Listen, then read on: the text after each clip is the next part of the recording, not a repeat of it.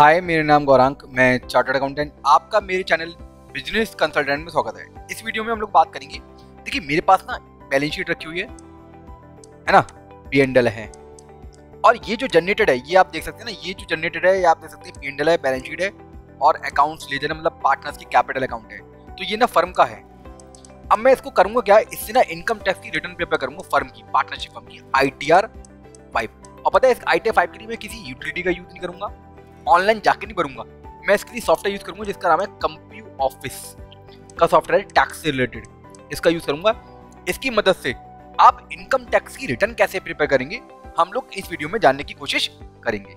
तो भैया देखिए, अगर आगे बढ़ने से पहले मेरी आपसे रिक्वेस्ट है कि यदि आपने मेरा चैनल सब्सक्राइब नहीं किया है तो प्लीज मेरे चैनल को सब्सक्राइब कीजिए, बेल आइकन पे क्लिक कीजिए, जिससे कि नोटिफिकेशन सबसे पहले आप तक पहुंच सके। मैं इसी तरीके से GST से रिलेटेड, इनकम टैक्स से रिलेटेड और फाइनेंशियल नॉलेज आपको अपने चैनल पे देता रहूंगा। तो प्लीज मेरे चैनल को सब्सक्राइब कीजिए और बेल आइकन पे क्लिक कीजिए। अब हम लोग स्टार्ट करते हैं आगे। हाँ भैया, तो करना क्या है, मेरे पास में ना ये डिटेल है भाई, प्रॉफिट एंड लॉस अकाउंट है, बैलेंस शीट है और कैपिटल अकाउंट है। अब हम लोग स्टार्ट करते हैं। कंप्यूटर टैक्स को मैं ओपन कर लेता हूँ। तो ये मेरा सॉफ्टवेयर में ना दोबारा से स्टार्ट कर लेता हूँ, है ना। ये कंप्यूटर ऑफिस का सॉफ्टवेयर है, कोई दिक्कत नहीं है। मैं इसको दोबारा से स्टार्ट कर लेता हूँ और मैं आपको ना एक एक करके स्टेप बाय स्टेप पढ़ाऊंगा। ये आपका जैसे आप इस सॉफ्टवेयर को लॉगिन करते हो, तो लॉगिन करने के बाद में आपको इस तरीके की विंडो दिखाई देगी। ये पेज खुलेगा आपके पास। आप देख सकते हैं टैक्स से रिलेटेड है, TDS से रिलेटेड है, GST से रिलेटेड है, ROC से रिलेटेड है, RBEL से, कंप्यूटर मतलब टैक्स। तो फिलहाल में हम लोग क्या सीखेंगे भाई, यहाँ पर हम लोग यहाँ पे सीखेंगे कैसे हम लोग इनकम टैक्स की रिटर्न प्रिपेयर करेंगे फर्म के केस में। आपको जाना कहाँ पर है, टैक्स पे क्लिक करना है। टैक्स पे जैसे आप क्लिक करोगे ना, आपको सबसे पहले वो कोड सिलेक्ट करना है। देखिए, मैंने आपको बताया भी था, इससे पहले भी मैंने कंप्यूटर टैक्स में, कंप्यूटर ऑफिस में काफ़ी सारे आपको मैंने वीडियोस बना के दिए अपने चैनल पे। तो मैंने आपको बताया भी है कि भैया सबसे पहले आपको ना मास्टर क्रिएट करना पड़ेगा। क्या करना पड़ेगा, मास्टर क्रिएट करना पड़ेगा। और ये मास्टर कैसे क्रिएट होगा, वो आप ऑलरेडी मेरे चैनल पे वीडियो पड़ी हुई है, आप उस पर जाके देख सकते हैं, है ना। तो मैं यहाँ पर मास्टर ऑलरेडी क्रिएटेड है और मैं यहाँ पे उसका कोड डालता हूँ मास्टर का और इस पे करता हूँ डबल क्लिक। जैसे ही आप इस पे डबल क्लिक करते हो ना, वैसे ही हम लोग चले जाते हैं इस मास्टर के अंदर। और मास्टर के अंदर जाके अब हम लोग एक एक करके डिटेल भरेंगे। तो भैया पहला काम आपका क्या है, पहला काम है आप ना असेसमेंट ईयर सिलेक्ट कर लो। क्या कर लो, असेसमेंट ईयर सिलेक्ट कर लो। कौन सा असेसमेंट ईयर है भैया, 21-22 है। कौन सा है, 21-22। आप ना 21-22 सबसे पहले आपका काम ये है भैया, असेसमेंट ईयर सिलेक्ट करो, रेलिवेंट असेसमेंट ईयर, जो भी आपके केस में रेलिवेंट असेसमेंट ईयर है, जिस असेसमेंट ईयर की आप इनकम टैक्स की रिटर्न प्रिपेयर कर रहे हैं, आपको वो असेसमेंट ईयर सिलेक्ट करना पड़ेगा। फिलहाल में अगर हम आज की बात करें तो आज के टाइम में असेसमेंट ईयर 21-22 की रिटर्न भरी जा रही है, कोई दिक्कत नहीं भैया। अब मैं क्लिक करता हूँ परमानेंट इन्फॉर्मेशन पे। कहाँ पे क्लिक करना है, परमानेंट इन्फॉर्मेशन पे। क्योंकि ये पार्टनरशिप फर्म की रिटर्न है, आप पार्टनरशिप फर्म के नाम पे जितने भी अकाउंट है वो आपने मास्टर में डाल रखी होंगी, फीड कर रखे होंगे। भाई जितने अकाउंट आपने डाल रखे हैं, यहाँ पे वो संख्या लिख दो। लिख दी संख्या लिखने के बाद में आपको क्या करना है, जितने भी आपके अकाउंट है उसमें से एक अकाउंट सेलेक्ट कर लो जिसपे आप रिफंड मंगवाना चाहते हो, है ना। वो वैलिडेट जरूर होना चाहिए। अब थोड़ा सा हम स्क्रॉल करते हैं, है ना। चूंकि ये पार्टनरशिप फर्म है, इसका टैक्स ऑडिट होना है, तो tax audit basically tax audit हो चुका है। तो टैक्स ऑडिट यहाँ पे सिलेक्ट करना पड़ेगा। टैक्स ऑडिट है वेदर एसएससी है business income first time, then starting date of business, ये है ऐसा या नहीं। नेचर ऑफ ऑडिट लिखना पड़ेगा यहाँ पर। नेचर ऑफ ऑडिट क्या है, टैक्स ऑडिट है, अदर ऑडिट नहीं है, अनऑडिटेड नहीं है, टैक्स ऑडिट है। 44 AD के अंतर्गत है, यस। क्यों, क्योंकि टर्नओवर है 1 करोड़ से कम और चूंकि 8% से मार्जिन कम दिखा रहे हैं, तो इसलिए इनको ऑडिट करवाना मैंडेटरी है। कोई दिक्कत नहीं भैया, है ना, दिखा दिया। अब चूंकि पार्टनरशिप फर्म है तो यहाँ पे साइनिंग पर्सन लेना पड़ेगा। साइन तो भाई फर्म तो करेगी नहीं, कोई और ही करेगा, पार्टनर करेगा। तो पार्टनर का नाम, जो भी ऑथराइज पार्टनर है उसका नाम डालना पड़ेगा, फादर नेम डालना पड़ेगा, डेट ऑफ बर्थ डालनी पड़ेगी, है ना। फिर आपको यहाँ पे पैन नंबर डालना पड़ेगा। फिर आपको यहाँ पे जेंडर सिलेक्ट करना है, डेजिग्नेशन डालनी है ना, ये आपको डिटेल डालनी पड़ेगी। इसके बाद में हम ना थोड़ा सा ऊपर चलते हैं। ऊपर आप देख रहे हैं ना, एक पार्टनर का कॉलम दे रखा है, पार्टनर का एक बटन दे रखा है, इस पर क्लिक करना है पार्टनर का। यहाँ पे आपको ना ओके कर देना है। यहाँ पे आपको ना पार्टनर्स की डिटेल डालनी है, जितनी भी इस फर्म में पार्टनर है उसकी डिटेल डालनी, नाम वगैरह डाल दो भैया, पैन नंबर डाल दो, प्रॉफिट शेयरिंग रेशो डाल दो, एड्रेस डाल दो, सिटी डाल दो, स्टेट डाल दो, है ना, पिन कोड डाल दो, ज्वाइनिंग डेट डाल दो।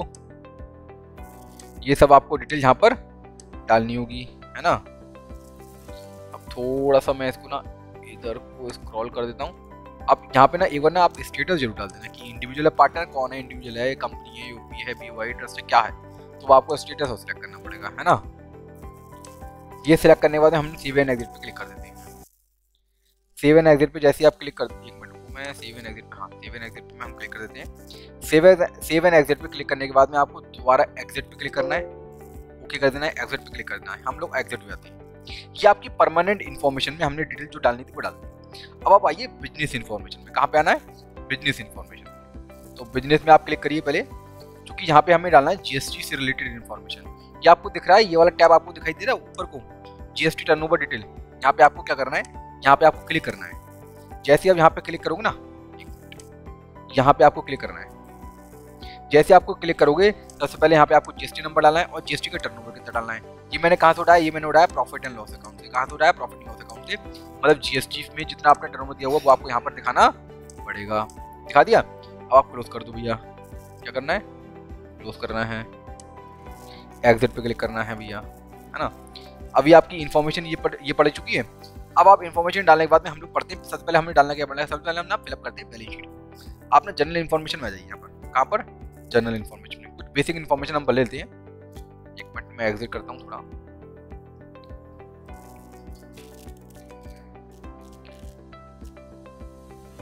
आपको ना जनरल इन्फॉर्मेशन में आना है। जनरल इन्फॉर्मेशन में आपको क्या आने के बाद आपको जनरल इन्फॉर्मेशन का बटन दे रखा है, उस पर क्लिक करना है। क्लिक करने के बाद में आप ये देख सकते हैं यहाँ पे आपसे ना काफ़ी सारे क्वेश्चन दागे जाते हैं कि भैया परमानेंट एस्टेब्लिशमेंट इनके सब नॉन रेसिडेंट तो है नहीं, कोई दिक्कत नहीं, नो करना है ना। कोई whether any transaction has been made with a person located in judicial notified area, ना, नो करना है। क्या आपके पास में अनलिस्टेड इक्विटी शेयर है ड्यूरिंग द प्रीवियस ईयर? नहीं है, नो करना है ना। ये जवाब आपको नो कर देना जो भी आपके केस में लगता है। रिप्रेजेंटेटिव के केस में कुछ नहीं आएगा, ऑडिटर के केस में आ जाइए भैया। क्या 4480 की इनकम दिखाई है? नहीं दिखाई है। नहीं दिखाई तो क्या भैया ऑडिट कर, whether the account have been audited by the accountant? Yes, accountant के द्वारा ऑडिटेड है। Date of furnishing audit report लिखनी है यहाँ पर। मतलब आपने जो 3CB 3CB और 3CD जो फॉर्म है वो आपने कब सबमिट किया हुआ है, फर्निशिंग कब किया, वो डिटेल डालनी है यहाँ पर। यहाँ पे आपको चार्टर्ड अकाउंटेंट सिलेक्ट करना है, मेंबरशिप नंबर डालना है, फर्म का नाम डालना है, फर्म का मेंबर नंबर डालना है और पैन नंबर डालना है यहाँ पर चार्टर्ड अकाउंटेंट का। जहाँ पे आपको मोबाइल नंबर और ईमेल आईडी डालनी है। ये कुछ बेसिक इन्फॉर्मेशन है। डालने के बाद में हम लोग आगे बढ़ जाते हैं। Nature of business, nature of business select करना है। नेचर ऑफ बिजनेस पहले क्या सिलेक्ट करोगे? भैया सेक्टर काम क्या करते हैं, मैन्युफैक्चरिंग का काम करते हैं, होलसेलर हैं, रिटेलर हैं, क्या करते हैं। और उसके बाद में आपको सब सेक्टर सेलेक्ट करना पड़ेगा। सब सेक्टर में क्या है? सब सेक्टर में भैया आपको और डिटेल में जाना पड़ेगा किस चीज़ का काम करते हैं। कोड अपने आप आ जाएगा ये आपका, है ना। यहाँ पे आपको ट्रेड नेम डालना है, मतलब फर्म का नाम डालना है। यहाँ पे आपको बिजनेस टाइप सिलेक्ट करना है, नॉर्मल बिजनेस है या फिर 4480 वाला है, 4480A वाला है, 4480 वाला है, ये आपको रिस्पेक्टिवली सिलेक्ट करना होगा। फिलहाल में ये नॉर्मल बिजनेस है और हम लोग सेव एंड एग्जिट पे क्लिक कर देते हैं। जैसे आप सेव एंड एग्जिट पे क्लिक कर देते हो ना, अभी आपको जाना है बैलेंस शीट पे। अब यहाँ पे हम लोग भरेंगे बैलेंस शीट। जो सॉफ्टवेयर ना आपका, सॉफ्टवेयर से हम लोग भरेंगे बैलेंस शीट। वो आप कैसे भरेंगे बैलेंस शीट? देखिए मैं ना एक बार आपको दिखा दे रहा हूँ। सबसे पहले हम आते हैं सोर्स ऑफ फंड। देखिए सोर्स ऑफ फंड और एप्लीकेशन ऑफ फंड क्या है। सोर्स ऑफ फंड है आपकी लायबिलिटीज, क्या है? लायबिलिटी। एप्लीकेशन ऑफ फंड क्या है? आपकी असेट साइड, है ना। तो अब हम लोग एक एक करके चलते हैं। कैपिटल का बैलेंस ये आपको कहाँ से उठाना पड़ेगा भैया? ये आपको उठाना पड़ेगा बैलेंस शीट से। तो बैलेंस शीट में आपको दिखा देता हूँ। जो आपकी बैलेंस शीट है, यदि आप इसका टोटल करेंगे, कैपिटल अकाउंट का टोटल करेंगे, इसका टोटल करेंगे, इसका टोटल करेंगे, तो वो ना इसके बराबर होगा, है ना। तो ये इसके बराबर जाएगा 119 48 57। मैं आपको टोटल करके बताऊं क्या, है ना। यदि आप इसका टोटल करेंगे तो इसके बराबर होगा। तो प्रॉफिट और मैंने कैपिटल का बैलेंस मैंने इसमें डाल दिया, प्रोप्राइटर मतलब पार्टनर्स एंड मेंबर्स कैपिटल में डाल दिया। इसके बाद में आपको ना आपको उसमें आना है, क्या नाम है, बैलेंस शीट में आना है। बैलेंस शीट में आने के बाद में सन्ड्री क्रेडिटर्स कह रहे हैं। सन्ड्री क्रेडिटर्स आपको कहाँ पे डालने हैं? आप ना एप्लीकेशन ऑफ फंड के इधर आ जाइए। अब यहाँ पे ना आपको ये सन्ड्री क्रेडिटर्स लिखा हुआ है करंट लायबिलिटीज में।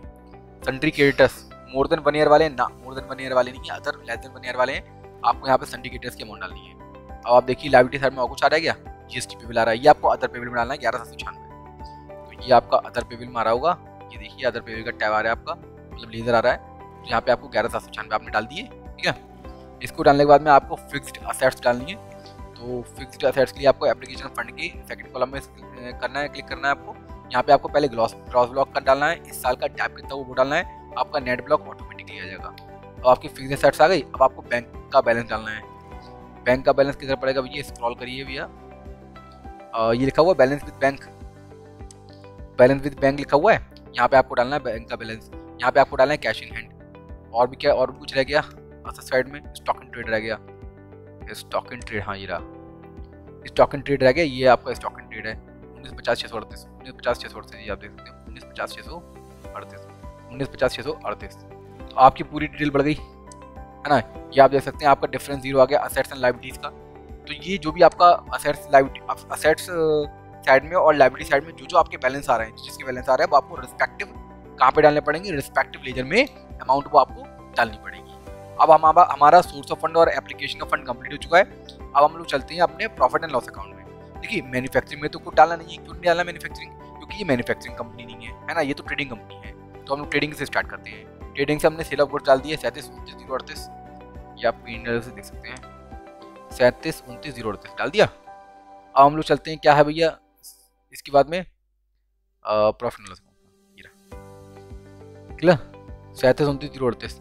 फिर आप डाल दीजिए भैया आपका जो भी ओपनिंग एंड क्लोजिंग स्टॉक है वो डाल दीजिए, ओपनिंग एंड क्लोजिंग स्टॉक नीचे स्क्रॉल करना है आपको। ओपनिंग स्टॉक क्लोजिंग स्टॉक यहाँ पढ़ना 1950-638 वो आ गया, और क्लोजिंग स्टॉक 8-10-685 ये आप देख सकते हैं 8-10-685 वो मैंने ओपनिंग स्टॉक क्लोजिंग स्टॉक डाल दिया रिस्पेक्टिव लेजर में। फिर आपको यहाँ परचेज डालनी है, परचेज कितनी है भाई 423-1326, ये आप एक बार चेक कर लीजिए परचेज कितनी है आपकी 423-1326 है ना। तो आपने परचेज भी डाल दी। अब आपका क्या हो गया, कंप्लीट हो गया प्रॉफिट, आपका ट्रेडिंग अकाउंट कंप्लीट हो गया। 637-665 क्या आपका जीपी, 637-665 क्या आपका जीपी, क्लियर भैया।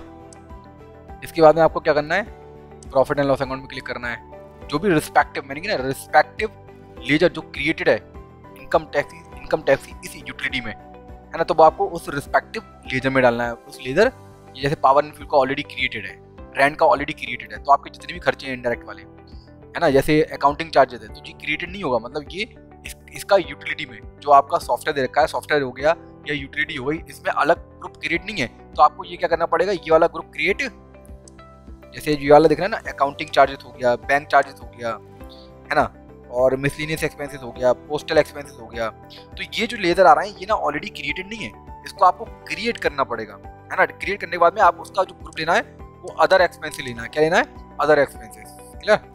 तो वो अदर एक्सपेंसेस में डालना है बेसिकली। यहाँ पे ना इसमें ना अदर एक्सपेंसेस का एक ग्रुप लेजर क्रिएट है अदर एक्सपेंसेस का। तो जितने भी आपको एक्सपेंसेस है ना ये ना आपको अदर एक्सपेंसेस में डाल देने अलग अलग बाइफरकेट करके, क्लियर है। वो दिक्कत बाकी जो क्रिएटेड है, जिसका ग्रुप जैसे कन्वेंस का क्रिएटेड है तो कन्वेंस का कन्वेंस में डाल दो, डेप्रिसिएशन का डेप्रिसिएशन डाल दो, जीएसटी पे जीएसटी में डाल दो, इंटरेस्ट का इंटरेस्ट में डाल दो है ना, मिसलेनियस का मिसलेनियस में डाल दो, मिसलेनियस नहीं है हाँ, पावर एंड फ्यूल पावर में डालो, सैलरी का सैलरी में डालो, सैलरी टू पार्टनर में डालो है ना। तो जिसके रिस्पेक्टिव लेजर ऑलरेडी क्रिएटेड है वो आपको बैलेंस वहां पर डालना पड़ेगा है ना। तो अब हम लोग चलते हैं आगे, क्लियर भैया। अब हम लोग चलते हैं आगे, ये आपका मैं आपको एक बार दिखा दे रहा हूँ। जैसे आप पावर एंड फ्यूल है 4,975, तो पावर एंड फ्यूल देखो आ रहा होगा यहाँ पे 4,975 आ रहा है, पावर एंड फ्यूल 4,975। इसी तरीके से रेंट पेड है तो रेंट का आ रहा है वो 1,20,000 आ रहा है। तो जो भी आपका रिस्पेक्टिव लेजर में जो जहाँ बैलेंस आ रहा है, जैसे 48,000 रुपये सैलरी है तो 48,000 रुपये सैलरी आ रही है। तो जो भी आपका रिस्पेक्टिव जहाँ आपका जो आपका लेजर क्रिएटेड है ऑलरेडी यूटिलिटी में, आपको वहाँ पर बैलेंस डाल देना है। अब जैसे कन्वेंस का है, कन्वेंस का 5,370 है, तो आप जहाँ पे भी देखेंगे ना कन्वेंस 5,370, टेलीफोन एक्सपेंसेस 6,070 रुपये, टेलीफोन एक्सपेंसेस 6,070 रुपये डाल दिए, क्लियर ना। तो जहाँ भी जो आपका रिस्पेक्टिव लेजर है वो अगर क्रिएटेड है या CGST SGST में GST पेड है ना, पूरा टोटल GST पेड है 37,314, इसको मैंने आधा कर दिया, आधा CGST SGST में डाल दिया ये, क्योंकि ये P&L के थ्रू क्या हुआ है, P&L के थ्रू ये आपका पास ऑन हो रहा है। क्यों हो रहा है, क्योंकि इन्होंने कॉम्पोजिशन स्कीम ऑप्ट करी हुई है इसलिए है ना, तो वो एक्सपेंसेस की तरह ट्रीट इसको करा गया है। अभी आप देख सकते हैं आपका salary and remuneration to partner 200 तो 620 मैंने इकट्ठा डाल दिया, 200 तो 620, क्लियर है भैया। फिर आपको अदर एक्सपेंसेस में डालना है, जो भी आपके मैंने कि ना जो भी आपके जिसका लेजर क्रिएट नहीं है, जिसका लेजर क्रिएट नहीं है सॉफ्टवेयर में, बेसिकली ये जो एल्गोरिथम है ये यूटिलिटी से ली गई है। तो अगर यहाँ पर अगर आपका कोई भी लेजर क्रिएट नहीं है, आपको क्या करना है, अदर एक्सपेंसेस में डाल देना है। इस पर आप डबल क्लिक करोगे, जैसे आप डबल क्लिक करोगे ना, आपको ना यहाँ पे जितने भी आपके लेजर क्रिएट नहीं है वो सब आपको यहाँ पर लेजर क्रिएट करने हैं और उसकी अमाउंट यहाँ पर रिस्पेक्टिवली डाल देनी है। उसके बाद में आपको क्या करना है, एग्जिट कर लेना है। क्या करना है, एग्जिट कर लेना है। एग्जिट करने के बाद में क्लियर है भैया, कोई दिक्कत? एक बार ना मैं यहाँ पर एक काम और करता हूँ, यहाँ पे जो 1 रुपये का हिसाब किताब है ना, ये जो ये आ रहा है 1 रुपये का, इसको ना राउंड ऑफ में हटा के इसको मैं डिलीट कर देता हूँ यहाँ से। डिलीट है ना, इसको मैं मिसलेनियस में बढ़ा देता हूँ, 1098 कर देता हूँ।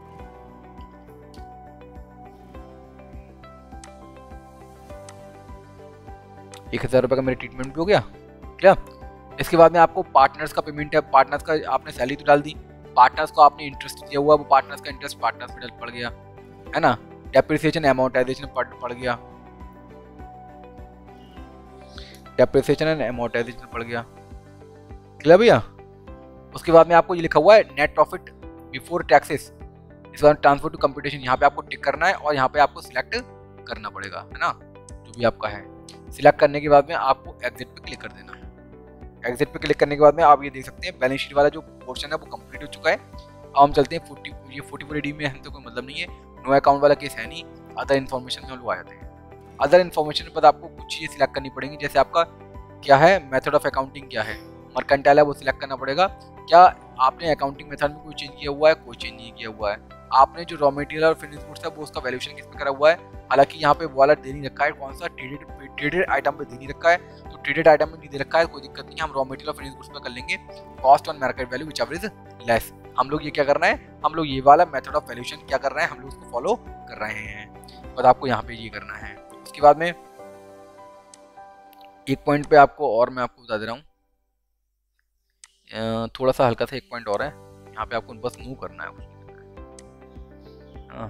देखता हूँ, हाँ ये रहा, whether SSD is exercising option under subsection 2A of section 92C, यहाँ पे आपको नो करना है, दैट्स इट। ये आपका टीपी वाला ट्रांजैक्शन है, टेप ट्रांसफर प्राइसिंग वाला, इस पे आपको नो करना है और ये करने के बाद में आपको एग्जिट पे क्लिक कर देना है। क्या तो आपकी यहाँ पर जितनी इन्फॉर्मेशन भरनी थी वो आपकी भर चुकी है। अब हम लोग चलते हैं एग्जिट पे। एग्जिट पे जाने के बाद में देखिए, आप जैसे ही आप इन्फॉर्मेशन डाल देंगे उसके बाद में ना आपको जहाँ पर जो प्रॉफिट होगा ना आपका cap profit and loss account से जो आया हुआ वो आपको ना बाहर दिखाई देने लगेगा आपके कंप्यूटेशन में। ये जो प्रॉफिट, हाँ ये आ गया 55,958 रुपये, ये आपने जो प्रॉफिट एंड लॉस अकाउंट भरा हुआ है ना पेंडल में, वो वहाँ से प्रॉफिट यहाँ पे आ गया कंप्यूटेशन में। कंप्यूटेशन के आने में बिजनेस में मैंने इन्फॉर्मेशन डाल दी जो हमें GST वाली डालनी थी। इसके बाद में हम चलते हैं टैप ऑन एसेट्स। देखिए टैप ऑन एसेट जो आपने वहाँ पे डेप्रिसिएशन डाला होगा वो तो डिसअलाउड हो गया होगा। एज पर इनकम टैक्स आपको टैप कितना मिलता है, हालांकि दोनों एक ही है, कोई दिक्कत नहीं, ये कंप्यूटेशन का पार्ट है। आपको टैप ऑन एसेट्स में आपको ब्लॉक वाइज क्या करना है, बाइफर्केट करना है। उसके बाद में आपको यहाँ पर अमाउंट डाल देंगे टैप की अमाउंट डालने के बाद में ऑटोमेटिकली सब कुछ निकाल लेगा, है ना। ऐसे करना है, यहाँ पे आपको ब्लॉक वाइज डिटेल देनी है, आपको यहाँ पर एसेट्स वाइज नहीं देनी है, ब्लॉक वाइज डिटेल देनी है।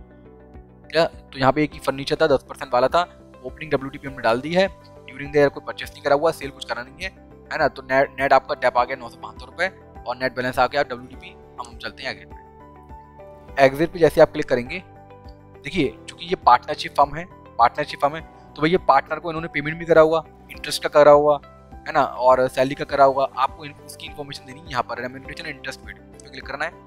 जैसे ही आप इस पर क्लिक करोगे यहाँ पे आपको क्या देना पड़ेगा, रेम्यूनरेशन कितना दिया है दोनों को, है ना, और रेट ऑफ इंटरेस्ट क्या है, 12% है। मैं यहाँ पे लिख देता हूँ 12% है, सही है। फिर यहाँ पे आपको इंटरेस्ट की अमाउंट डालनी है, इंटरेस्ट की अमाउंट कितनी दी है आपने और कितना उसमें अलाउेबल है, टोटली अलाउेबल है। प्रॉफिट आपको यहाँ पे डाल देना है, प्रॉफिट जो भी आपका फर्म का प्रॉफिट आ रहा है प्रॉफिट यहाँ पे डालना है। यहाँ पे आपको क्लोजिंग बैलेंस डालना है, जो भी आपकी क्लोजिंग बैलेंस है, कहाँ पर, पार्टनरशिप फर्म में जो भी पार्टनर्स की क्लोजिंग बैलेंस है वो आपको यहाँ पर डालनी पड़ेगी, है ना। पार्टनर्स की जो भी क्लोजिंग बैलेंस है वो यहाँ पर आप उसको पार्टनर को डालनी पड़ेगी। उसके बाद में हम लोग एग्जिट कर लेंगे।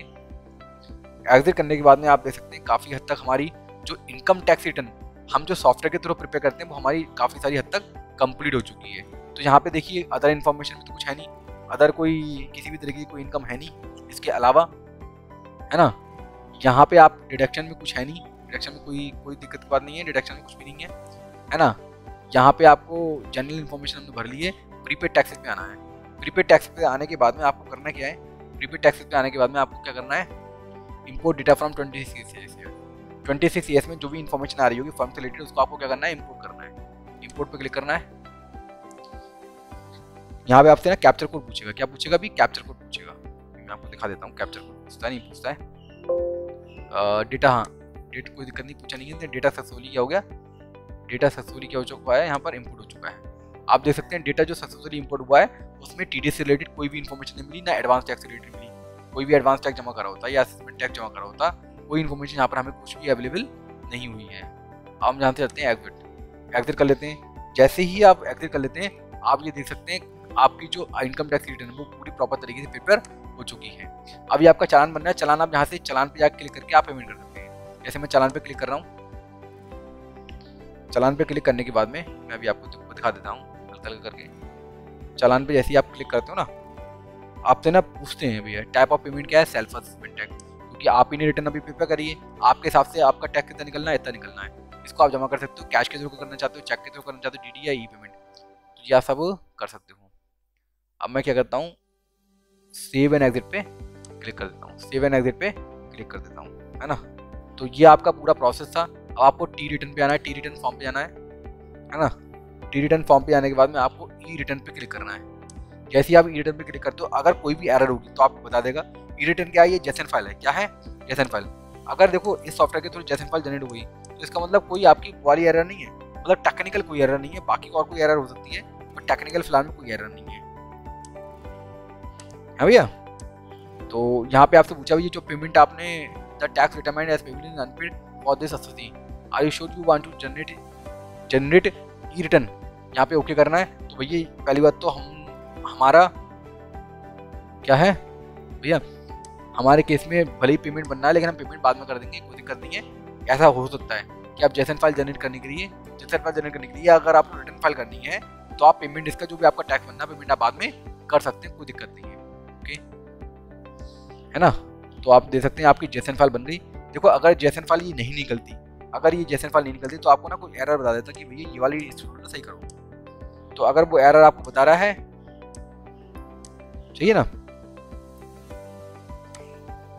अगर आपको वो एरर बता रहा है तो आप उसको एरर को सही कर लीजिए। अगर एरर नहीं बता रहा है वेल गुड, आपकी जेसन फाइल यहाँ पर बन जाती है। तो ये पूरा प्रोसेस था कि किस तरीके से हम लोग जेसन फाइल जनरेट करेंगे, ठीक है, किससे, कंप्यूटेक्स से, किससे, कंप्यूटेक्स से। तो ये मैंने आपको पूरा प्रोसेस बताया। बस आपको फाइनली करना क्या है, आपको बस रिटर्न फाइल पे क्लिक करना है। जैसे ही आप रिटर्न फाइल पे क्लिक करते हो, रिटर्न सबमिट पे क्लिक करने के बाद में आपसे कुछ नहीं पूछता है, बस थोड़ा सा आपसे पूछता है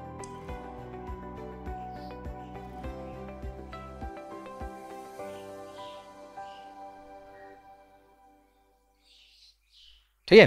तो अब आपकी ये जेसन फाइल जनरेट हो चुकी है। अब आप यहाँ से रिटर्न सबमिट पे आके क्लिक करके और उस रिटर्न को क्या कर सकते हो, सबमिट कर सकते हो, है ना। मैं रिटर्न सबमिट पे क्लिक करता हूँ। जैसे ही आप रिटर्न सबमिट पे क्लिक करोगे ना, हाँ ये आप रिटर्न सबमिट पे क्लिक करोगे, ये कह रहा है भैया आपका ना टैक्स निकलना, आप पेमेंट नहीं करा, क्या उसकी विदाउट पेमेंट आप क्या आगे बढ़ना चाहोगे, यस ओके पे क्लिक करना है आपको। जैसे ही आप ओके पे क्लिक करोगे वो आपसे डीएससी पूछेगा, ओके, वो आपसे अभी ना रिस्पेक्टिव पर्सन की डीएससी भी पूछेगा, वो आपको सिलेक्ट करना है और यहाँ से रिटर्न आपको अपलोड कर देनी है, टोकन नंबर वगैरह डाल करके यहाँ से ओपन रिटर्न आपको कर देनी है, ओके, कंटिन्यू।